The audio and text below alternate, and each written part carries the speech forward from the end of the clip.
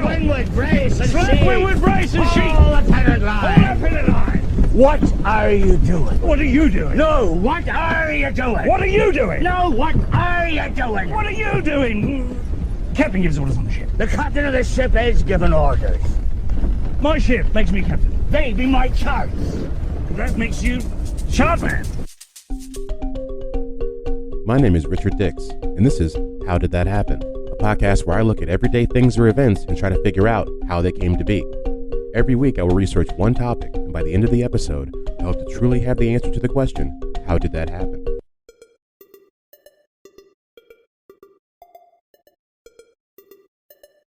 All right, welcome back to another episode of How Did That Happen? HDTH.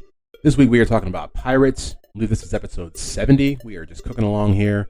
Got a good episode for you guys. Going to talk about a couple different pirates. We're going to talk about Blackbeard, Captain Morgan, all these different things. But before we get there, as always, got a little bit of housekeeping to get to. 7 days a week, you can find out how things happen over at htthappen.com. You'll always find episode transcripts there, as well as pictures and videos for every episode. There's also a blog on there, which I haven't gotten to in a little while. I've had a lot going on in my life, but I will get back to the blog pretty soon. I hope so. What am I watching? I had nothing for this segment until last night.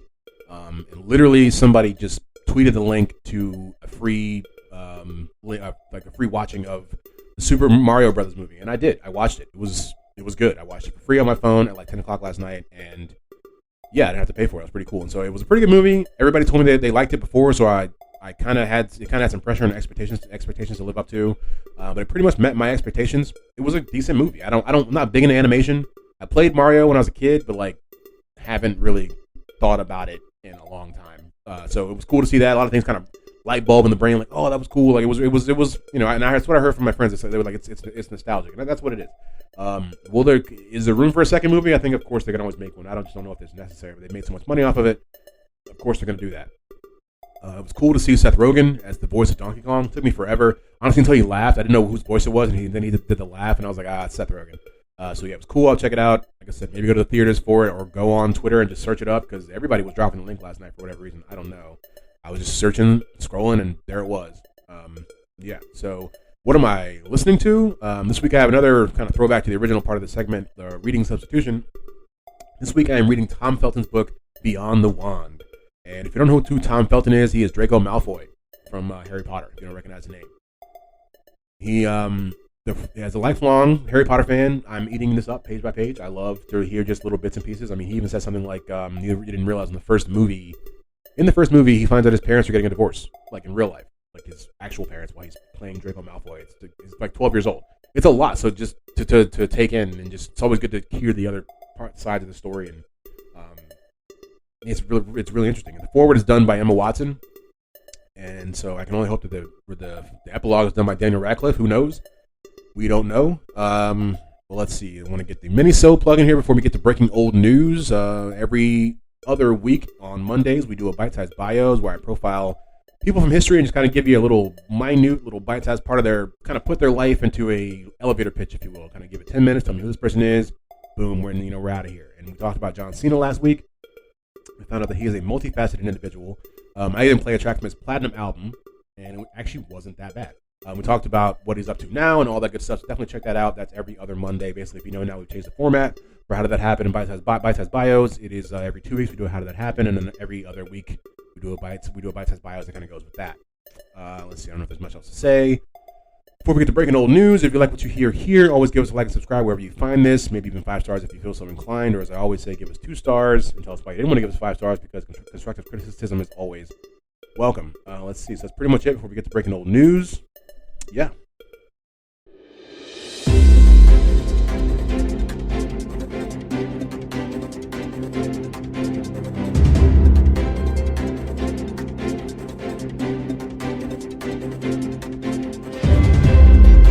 All right, so for this week's breaking old news, and since we're still kind of fleshing out what this segment is, what I actually have for you today is not one specific story, but I was just reading this newspaper from 1941, and I just thought the whole, just some things are just interesting. They're just interesting. So this is what I'm going to do is kind of bounce around this newspaper page from the Evening Star, Washington D.C., May 16, 1941. That's the date of this paper. It's got different things. It's got like the funny pages, cartoons and stuff, which we're gonna get to that. But what made me read this and just be like, what in the heck, is there's a write-in by this guy. The segment's called "Don't Take My Word for It." It's by Frank Colby. And so they basically, I don't know what the actual basis of the segment is, but in this particular article, there's a write-in where a guy is saying, from Flint, Michigan, I guess, he's saying, please referee an office dispute. My boss insists that I accent employee on the last syllable. That ain't the way I heard it. And heard is spelled H-E-E-R-E-D. That ain't the way I heard it. And what's his name? Frank writes back, answer, sorry, but a check of the 5 accepted American dictionaries shows that employee is listed by only one, Webster's, as its second choice. The accent should fall upon the third syllable as employee, which is how I've been saying it. And anything, I was just like, I didn't realize people have been talking about this for almost 100 years, trying to figure out, probably even more than that. But so I don't know, that amazed me. Maybe it won't to you, but somebody literally was just like, let's hold on. We're fighting so much in this office about this word. Let me write into my local newspaper, which is not even local because he lives in Flint, Michigan. Or maybe that's his name. I don't know. It's from Flint. He could just be named Flint. But yeah, it's broken down. We figure out that employee is the preferred one. And then they get to the spelling. People are wondering, is there one E or is there two? In France, I guess in France there's only one E. And so, because it's a feminine word? Oh no, because it's masculine and employee is feminine, so the distinction is not observed in the United States so much. And then it's just, I just can't believe the people that was a part of, like, I don't know, somebody's day. And then another thing, because these newspapers trip me out. And there's one, I was reading the funny pages, and I won't read the whole thing to you, but I will read one bubble that I just thought, you would never find this in a newspaper today. And so quickly, just to make the bubble make sense, there's a farmer, and there's a police officer, there's a little kid, and a dog in this, right? And so the little kid is hugging the dog, and then there's the officer, and the farmer has a shotgun. The farmer has a big old shotgun. And the bubble literally says, look at that reunion. Aren't you glad you didn't shoot that boy's dog? That's the sort of thing the Humane Society likes to see. And I was just like, wow. Just wow. And that's pretty much it for this breaking news segment. Like I said, I'm still fleshing this out. When I was reading this, I was looking for something to mention on here, and the idea that they're arguing how to pronounce the word employee, interesting. And then that there's a cartoon where a cop is like, "Aren't you glad you didn't shoot that kid's dog? Aren't you glad you didn't do that, Mr. Farmer Man, with your big shotgun?" Interests me. I don't know if it interests you, but yeah, that's pretty much it. But get on to the episode.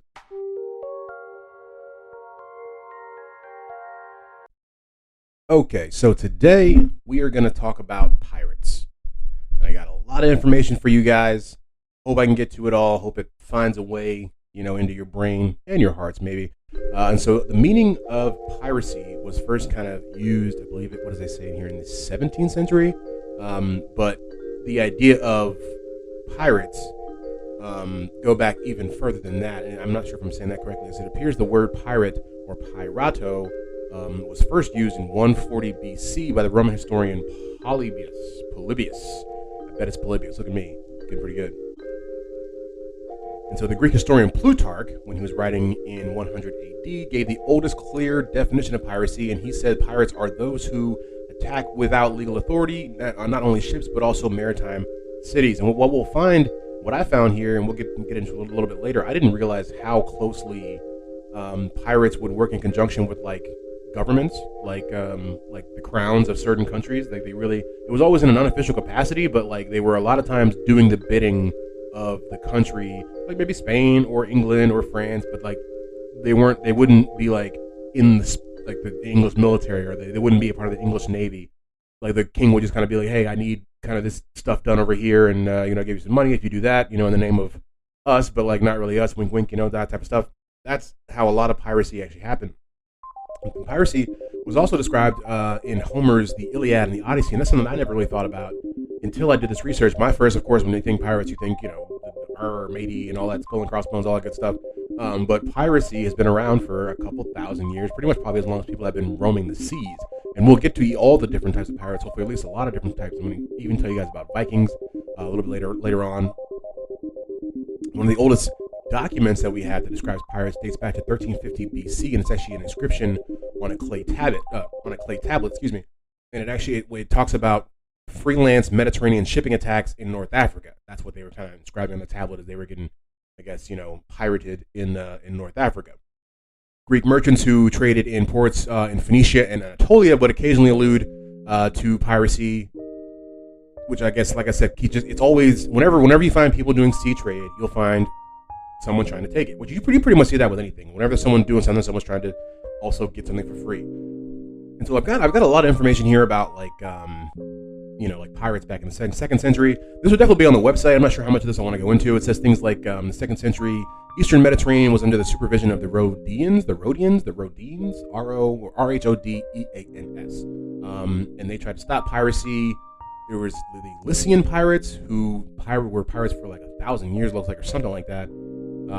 It's hard to really get into, but that's like that was the biggest, I think, takeaway for me so far in the research when I was doing this, is that we had pirates in like the Greek time. They were pirates, you know what I mean? That's pretty wild. And so what I talked about earlier, or I don't know if I haven't gotten to it yet, but I was always curious about why people become pirates, right? Why I feel like that's something that's never really touched on that often. Like, why did Blackbeard become Blackbeard? I'm going to tell you a little bit about Blackbeard, but I probably won't get to why he became Blackbeard, or I'll tell you that, but like as far as like what made him in his heart of hearts know that I'm going to be a pirate.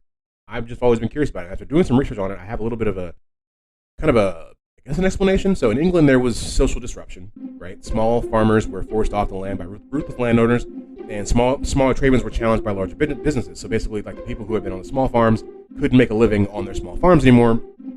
These displaced people came to the urban areas looking for work or poor relief. So before, they had been out in the countryside, getting their, just kind of subsisting, if you will. And since like the businesses and landowners took their land, and they couldn't actually make any money off that, they came into London, other places, and we're looking for some way to find money. And that's what you find. Like there's a criminal aspect to it, but there's also just people needing like to live. People needing food and money. So in London especially, there was overcrowding and unemployment, and there wasn't much to go around. People had to kind of figure out things for themselves. So distressed people weren't simply worse off, but they had no hope of making anything of themselves. They had no chance of a better life. And so piracy was very tempting for them because it offered them a chance to take more control of their lives. They could go from having no money, nowhere to possibly even live, and now you live on a ship, and now you get to go take stuff from people, and you get some of it for free, or all that stuff. We'll find. I don't know if I actually mentioned this in here, but I read a book on piracy, probably I guess about a month ago, 2 months ago. And of course, I can't remember the name of the title. Can't remember it, but it was about.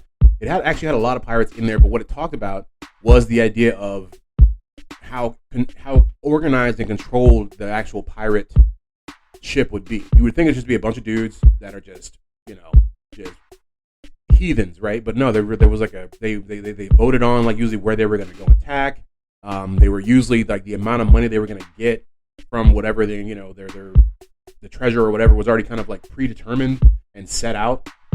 As far as like who's like based off of like a hierarchy, this person in this rank gets this much, so on and so forth. I had no idea about that. And also like what I thought was even wilder, the craziest thing I got from that book, one of the crazy things, is that if you lost like a leg, right, or something in the battle, like you would get more money. Like they had like I don't know what, I wouldn't call it an insurance thing, but it's like, if you lost your leg, maybe so you were gonna get, let's say you're gonna get like 500 pieces of silver or whatever. If you lost your leg, now they're gonna add on another 400 pieces of silver, or they'll give you like a little plot of land or something like that. It's like these guys were like really forward thinking in a way that I just had never really contemplated, truthfully. But I don't know if I have much more on what makes people become pirates. Let's see. Piracy not only offered them a chance to get rich quick, but also a rare opportunity to exert a degree of power over others. So if you're already mad at the man because you can't get a job at home, don't you want to do, you want to go out there and rob his ship? That's the next thing you want to do, is just like take what's, you think it should be yours from the guy who's not giving it to you. And we have like I said about like the English pirates. They were sometimes called privateers, and they were basically, like I said, they were a part of the English government, but not really. They were considered to be a reserve of the naval forces, but were usually sent in, because the king wanted them to go places. And as far back as even like 1581, they were knighting some of these, privateers. Privateers, pirates, they've all got different names, and so I was looking into what those names actually mean and where they come from. And so the term buccaneer comes from the French boucan, which is a grill for smoking dried meat, basically, which was what they kind of used on the ships when they were at sea, because they lived off a lot of dried meat because they were out there with no real other way to eat. And so that's kind of where we get the idea of buccaneers, a French word. Sometimes the French also called them filibusters. That's definitely what it is. And then the Dutch came from the Dutch term vrijbuiter, which is freebooter, which is, them taking the booty for free. And the Dutch also called the pirates zeerovers, which is sea robbers. So there's so many different names for pirates all across the world. The Spaniards called them corsairs. That was the first thing I found when I was doing the research of old pirates, was somebody called corsairs. I was like, what is that? Never heard of it before. But it's just another term for pirates. And so what we'll talk about now is what is considered to be the golden age of piracy. And that's, I think, what everyone thinks about when you think of pirates. You think of, because like I said, when I first started looking up the history of pirates, I never realized it went back thousands of years. I was like, sometime around 400 years ago, everybody was in ships, they had flags and swords, they were robbing people, pirates, boom, done, right? So, but it's not quite as simple as that as we see, but that is the golden age of piracy as we all kind of know it.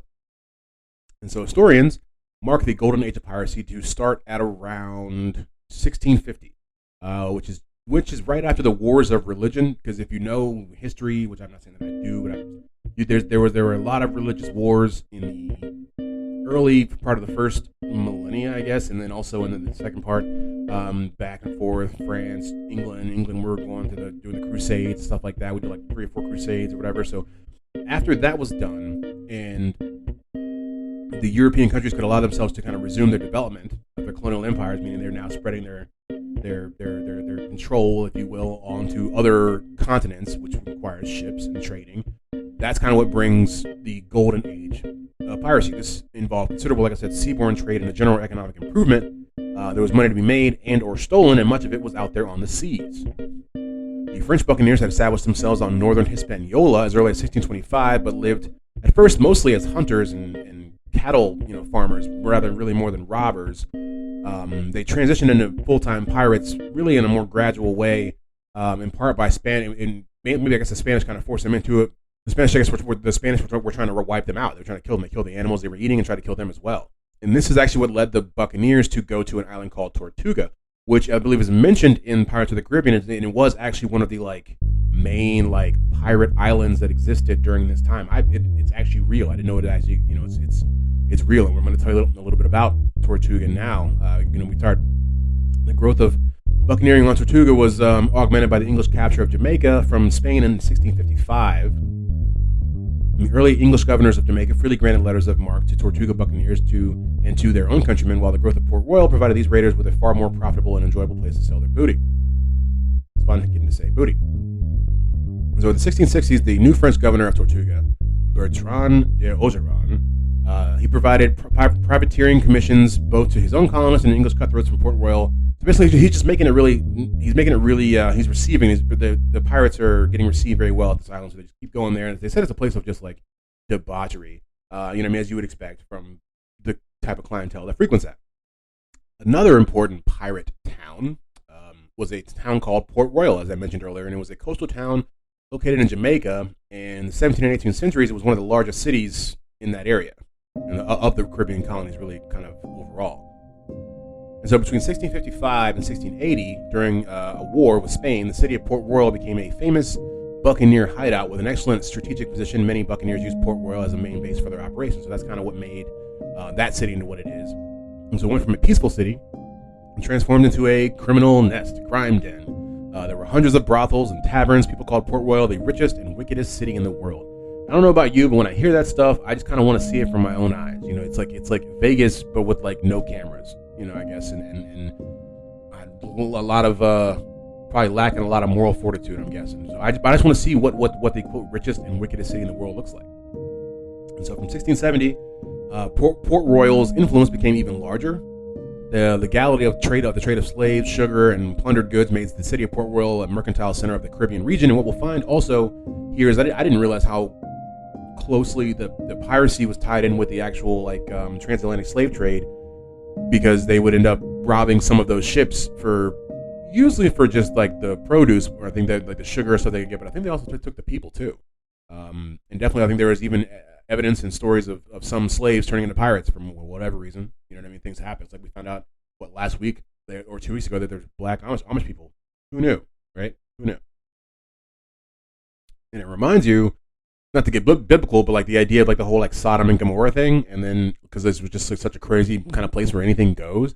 And what's wild and what draws even more of a connection to that story is that basically a huge earthquake happened in like most of the city just fell into the ocean, and like that's why it's not really like a big city anymore. So in the morning of June 7th, 1692, a strong earthquake destroyed almost the entire city. In just a few minutes, 33 acres of the city disappeared beneath the sea. More than 3,000 people lost their lives in this tragedy. That's wild. So imagine, just in a couple minutes, 3,000 people gone. 33 acres of the sea, or of the city, just underwater now.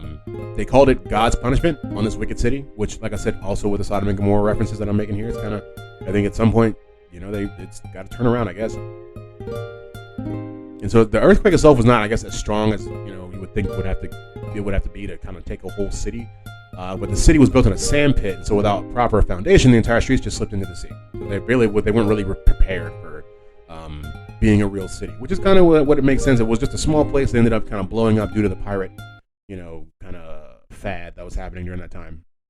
And so I'm gonna explain to you the idea of triangular trade, and then we're gonna talk about some pirates, and then we'll almost be done, pretty much. Let's see. So like, in the triangular trade is important. I'm not gonna get too deep into it, but it's important because I guess how can I explain this? Because I think greed begets greed, I guess. I'm not sure if I'm saying the right thing, but they had changed the idea of going from one place to another place to actually putting a third place in there, which creates the triangle.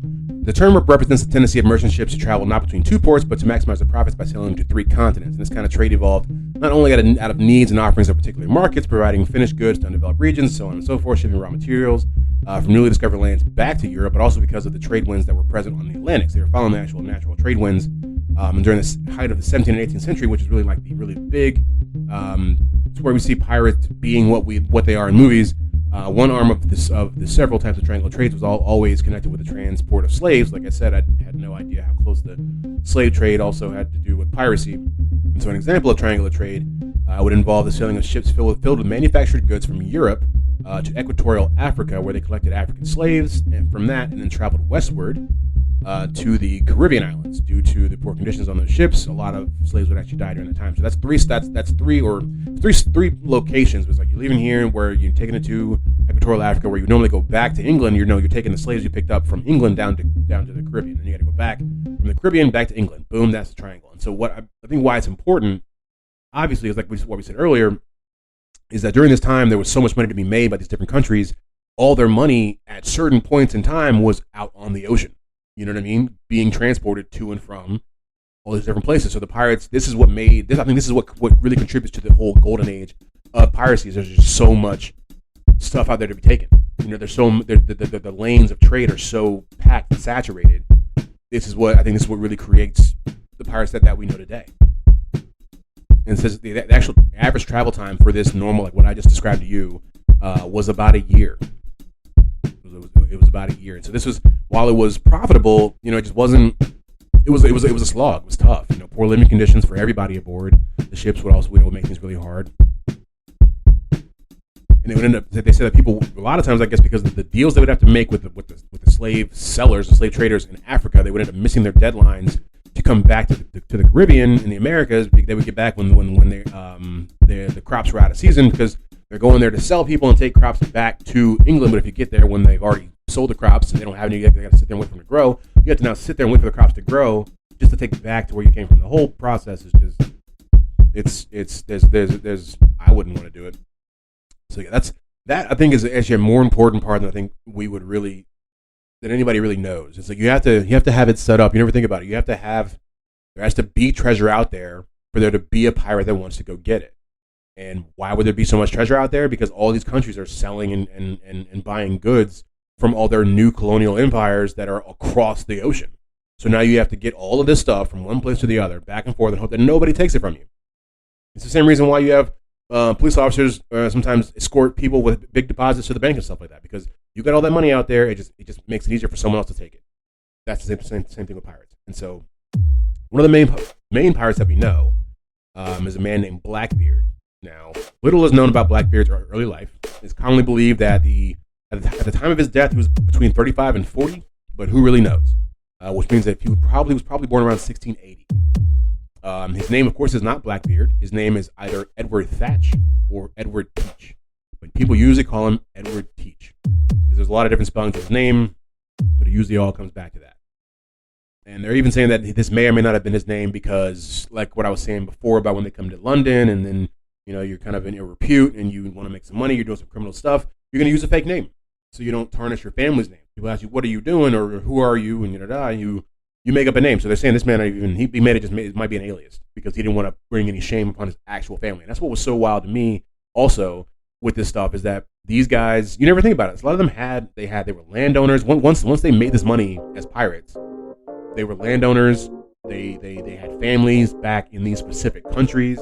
Some people wouldn't always even do it forever. That's something that I learned from reading the book. I think it was called Forged by the Seas. I think it was called Forged by the Seas. And then it talked about the idea of piracy and how you get into it. And it talked about some things which make sense. You'd have young people who would leave, let's say like the 18-year-old kid who's got to just get out of London, get out of, Madrid or whatever. He wants to become a pirate, right? So he joins and becomes a pirate for like 4 or 5 years and then gets out of it and goes back to living his life. It's kind of like what people do now, where they just go travel the world for a little bit, or go backpacking through Europe and just become a pirate for a couple of years because it's available and you can make a little bit of money if you're into like the criminal aspect of it.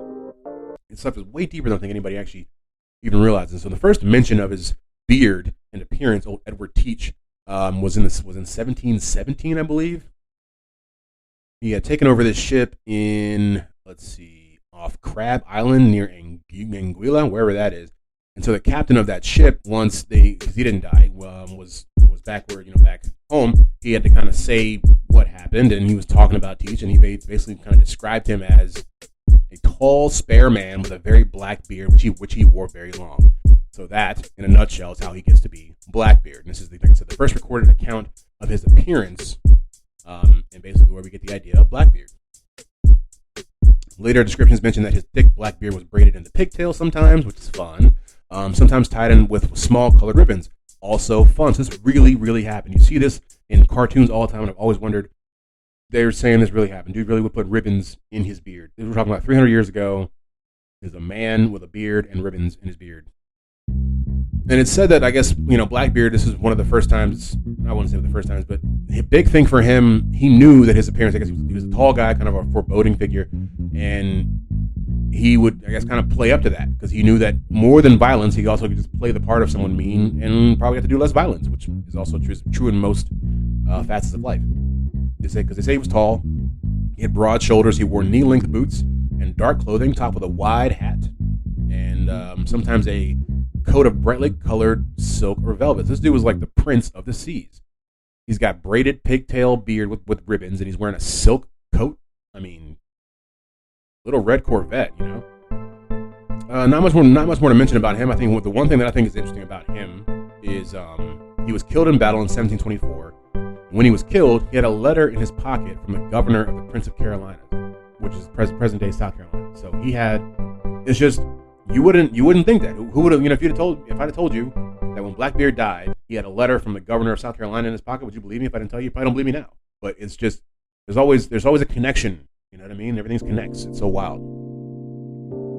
And so another pirate. And before we get out of here, I'm gonna mention that this pirate to you, and then we're gonna talk about Vikings, and then that'll be it for finding out how pirates happened. And I'm only including Vikings because, like we talked about with the early pirates in like the Greek times, Vikings were pirates too. They just didn't get called pirates. They got called Vikings for whatever reason, but they did the same things that pirates did, just way more, And I may even do an episode separate on them. I just wanted to include them because they didn't want to leave them out. So the last pirate we'll talk about is Captain Morgan, known as Sir Henry Morgan. He was born, no one really knows, but he was born in 1635, and he died in 1688. Probably in Jamaica. And he was a Welsh buccaneer, most famous for his adventures plundering Spain's Caribbean colonies during the late 17th century. And it's said actually really that he wasn't as bad or as awesome as people say he was.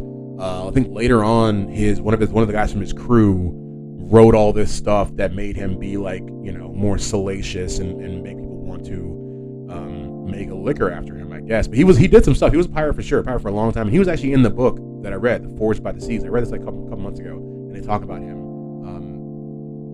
But yeah, he would end up. I don't know. This guy's he's not as interesting as Blackbeard in my opinion, but he did some expeditions to Jamaica. Participated in some expeditions to Cuba. Took them over for a little bit. Raided Panama. That's what the book was covering. Was his raid on Panama, which is pretty important because it required him after that. I think he came back to Spain, and he was knighted by King Charles II. England. And that sent him back out as the deputy governor of Jamaica. So it's wild to see the change. He goes from pirate to quite literally the governor of Jamaica. And I think that's why he had the connection with the spiced rum probably comes in. But like I said, he wasn't actually as crazy as everyone makes him seem. That was actually written by one of the people that he used to serve with on the ship. All right, and so the last thing we're going to talk about today are Vikings. Also my favorite football team. I'm a Minnesota Vikings fan, but nothing to do with this at all, really. So the Vikings were an extraordinary type warrior. They pillaged Europe 1,000 years ago. They lived in tribes in northern Europe, basically present-day Denmark, Norway, and Sweden. They lived in small villages or communities. Each community had a council called a thing. I kid you not, called a thing or a folk mood. They were very vague people. You go into the thing later? Yeah, I'll see you at the thing. But that was even more important than the king or the chief of the community was to be at the thing. The thing decided who the Vikings should go to war with. It gave judgments against criminals by its own laws. The laws were made by the people who were in the council. So it's like the whole kind of governing body of their small community was called the thing. They also had slaves, I guess, which the slaves had no influence on the thing. It's so weird they just keep calling it the thing. The Vikings spoke a Germanic language which had two dialects. All Vikings understood both of them, and they wrote in runes. Vikings were allowed to have 2 or even more women, wives, and depending on how healthy the man was, they had 2 meals a day, one in the morning and one in the evening. Their religion was very important to them. The main gods of the Vikings were Odin, Thor, and Freya, which I believe we've covered this. I forget what episode we covered this, but I mentioned these guys before. Their holy day was Wednesday. So that's just a fun fact for you there.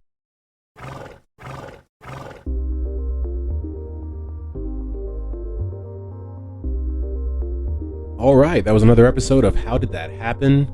HDTH. I hope you guys enjoyed that. Learned about pirates. There'll be more on the mini episodes. Even now, as I'm finishing up the recording and the editing, I'm seeing there's more stuff that I kind of left out.